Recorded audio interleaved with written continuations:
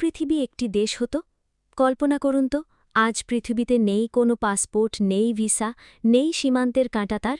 ঢাকা থেকে new York, Tokyo থেকে Cairo, সবই একই দেশের শহর। হ্যাঁ, যদি পুরো পৃথিবী একটি দেশ হতো, তাহলে কেমন হতো আমাদের জীবন?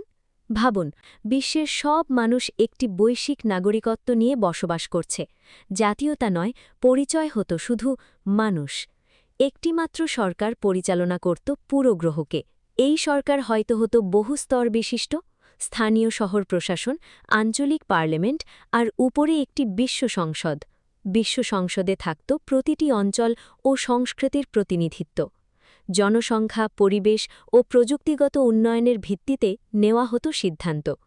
যুদ্ধের প্রয়োজন থাকত না, কারণ যুদ্ধ করার মতো আলাদা দেশই থাকত না। অর্থনীতির কথায় আসা যাক। একটি বৈশ্বিক মুদ্রা থাকত, ধরুন নাম গ্লোবাল ক্রেডিট। ডলার, টাকা, ইয়েন বা ইউরোর বিভাজন শেষ। বিশ্বজুড়ে একই বাজার, একই শ্রমনীতি, একই ব্যবসায়িক নিয়ম। কিন্তু এর সুবিধার পাশাপাশি থাকত বড় চ্যালেঞ্জও। ধনী অঞ্চল আর দরিদ্র অঞ্চলের বৈষম্য কমাতে সরকারকে নিতে হতো কঠিন সিদ্ধান্ত। কোথাও অতিরিক্ত সম্পদ, কোথাও খাদ্যের সংকট। সবকিছু সামলাতে দরকার হতো শক্তিশালী পরিকল্পনা। সংস্কৃতির দিক থেকে পৃথিবী হয়ে উঠত এক বিশাল বৈচিত্র্যের উৎসব। ভাষা, ধর্ম, খাবার, পোশাক সব রয়ে যেত, কিন্তু পরিচয়ের দেয়াল ভেঙে যেত। হয়তো আমরা একই দিনে ব্রাজিলিয়ান সঙ্গীত শুনে, কোরিয়ান খাবার খেয়ে আফ্রিকান উৎসব উদযাপন করতাম।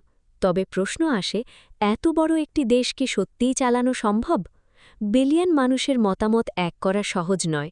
রাজনীতি হতো আরও জটিল, সিদ্ধান্ত নিতে লাগত উন্নত প্রযুক্তি ও কৃত্রিম বুদ্ধিমত্তার সহায়তা। ডিজিটাল ভোটিং, বৈশ্বিক আইন এবং পরিবেশ রক্ষাই হয়ে উঠত প্রধান অগ্রাধিকার। সবচেয়ে বড় পরিবর্তন হতো মানুষের চিন্তায়। আমার দেশ নয়, আমাদের পৃথিবী। হয়তো তখন যুদ্ধের বাজেট চলে যেত শিক্ষা, স্বাস্থ্য আর মহাকাশ গবেষণায়।